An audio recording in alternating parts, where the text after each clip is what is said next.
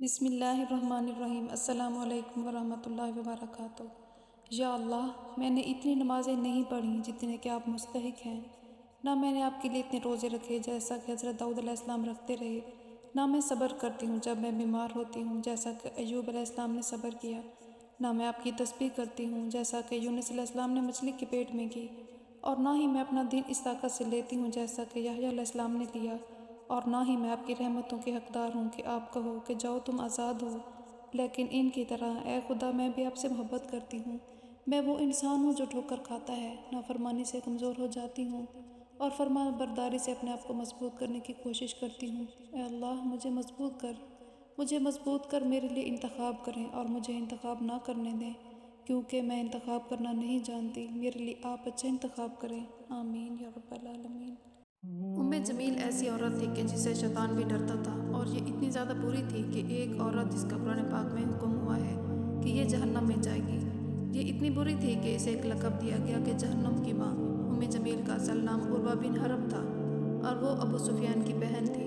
اس کی شادی ابو لہب سے ہوئی جو مکہ کے سب سے طاقتور اور امیر آدمیوں میں سے تھا۔ دونوں اپنے مال اور رتبے پر بہت گھمنڈ کرتے تھے، لیکن دلوں میں حسد اور نفرت بھری ہوئی تھی، خاص طور پر حضرت محمد صلی اللہ علیہ وآلہ وسلم کے لیے۔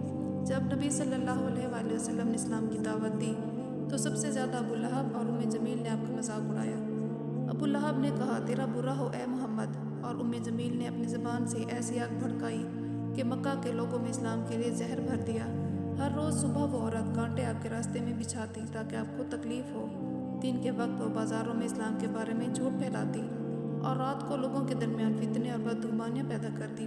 اس کی زبان تلوار سے بھی زیادہ تیز تھی جو کسی کے ایمان کو کمزور کر سکتی تھی۔ جب بھی کوئی آدمی حضور صلی اللہ علیہ وآلہ وسلم کا پیغام سننے جاتا تو جمیل اس کے گھر جا کر اس کی عورت اور بچوں کو گمراہ کرتی۔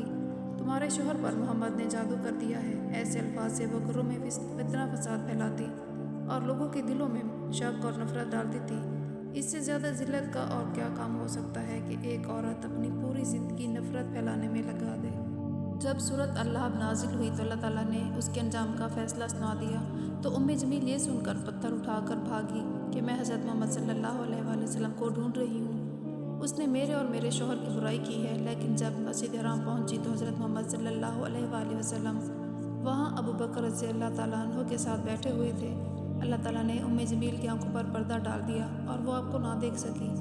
اس وقت حضرت ابو بکر رضی اللہ عنہ نے حیران ہو کر کہا کہ یا رسول اللہ، یہ تو آپ کے سامنے سے گزر گئی اور آپ کو دیکھا بھی نہیں۔ رسول صلی اللہ علیہ وآلہ وسلم نے فرمایا، ابو بکر، اللہ تعالیٰ نے میرے اور اس کے درمیان پردہ ڈال دیا ہے۔ اس طرح اللہ تعالیٰ نے اپنے رسول کی حفاظت فرمائی اور جمیل اپنی نفرت میں اندھی ہو کر واپس چلی گئی۔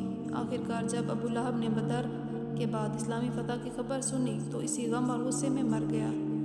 جمیل بھی تھوڑے عرصے بعد بہت بری موت مر گئی۔ لوگوں نے کہا کہ اس کا چہرہ آگ سے جل گیا تھا اور اس کے گلے میں رسی تھی، بالکل ویسے ہی جیسے سورۃ لہب میں اللہ تعالیٰ نے بیان فرمائی۔ ابو لہب آگ میں جائے گا اور اس کی بیوی جو نفرت کی لکڑیاں اٹھاتی تھی، اس کے گلے میں کھجور کی رسی کا پھندا ہوگا۔